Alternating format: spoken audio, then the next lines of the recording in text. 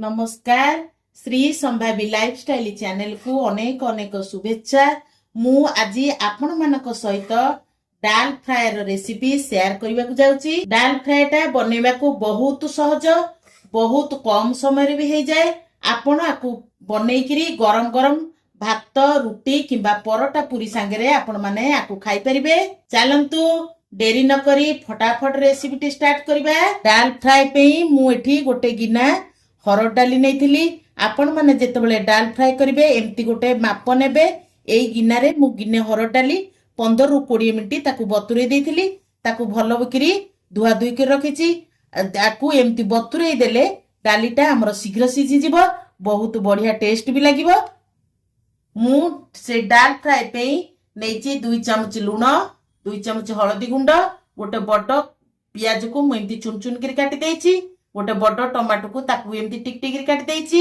धनिया गुंड, जीरा गुंड, फुटण पाई मु नेची जीरा सोरिष 4 रु 5टी सुखिला लंका, धनिया पत्र, गोटे बड़ चामच अदा रसुण छेचा, 2 चमच बटर आउ नेची काश्मीरी रेड चिली। मु गैस रे गोटे प्रेशर बसे देइची। प्रेशर हमर गरम होई गेलानी। मु सेतरे बतुरई की रखितिबा हरड़ डाली को पकोउची। सेतिरे मु 2 ग्लास पानी दे दउची। स्वाद अनुसार लूण, 1/2 चमच हळदी गुंड। एबे हमें प्रेशर को कवर करिकरी हाई फ्लेम रे 2टी सीटी हेला पर्यंत हमें आकु बसेइबा। हमर 2टा हुइसिल दे सलानी। प्रेशर भी मु ठंडा कर सलानी। आकु हमें घोड़णी काढिकरी देखिबा।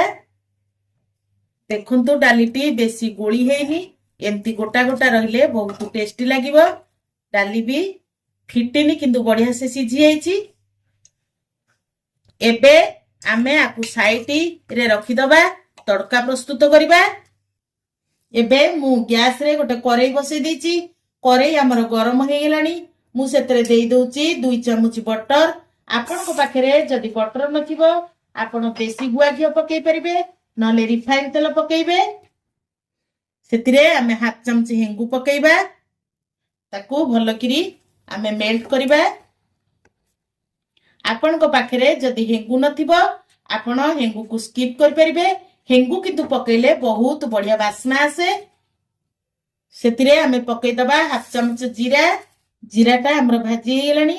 मु एठी 2टा सुखिला लंका को एमती काटी किरी टिके टिके पकेइ दउची छिंडेई किरी। लंकाटा को टिके भलो किरी भाजी दबा। लंका एबे हमर भाजी हे गेलानी।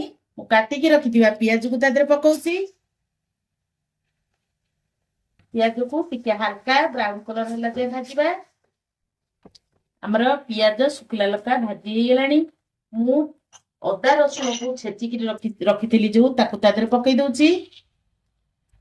अदा रसुण भलो की भाजी होला जे हम एमती भाजीबा। तार कंचा स्मेल जिबा जाए हमें एमती भाजीबा। हमर पियाज अदा रसुण सब भाजी हे गेलानी।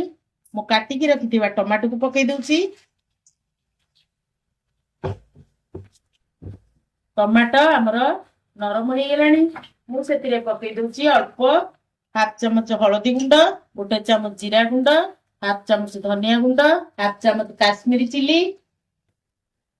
ताकू हमें भलो किरी भाजीबा। गुंड मसला, पियाज, अदा रसुण मसला को देखिकरी अल्प लूण पकाउची।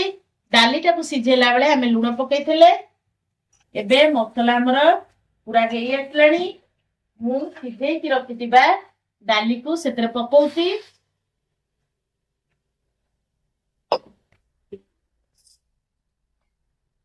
ताकू हमें भलो करी मसला सहित डाली को मिसई दबा। तिरे मु काटी की रखिथिबा धनिया पत्र को पकाउची। एबे हमर प्रस्तुत हे गेला डाल फ्राए।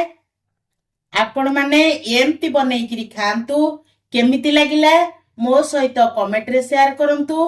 मो वीडियोटी जदि आपण को भलो लागुथाय ताले लाइक करंतु, शेयर करंतु। जदि मो चैनल रे आपण माने नुवा अछंती प्लीज सब्सक्राइब करंतु। रहूची पुणी देखाबा नेक्स्ट वीडियो रे। जय जगन्नाथ।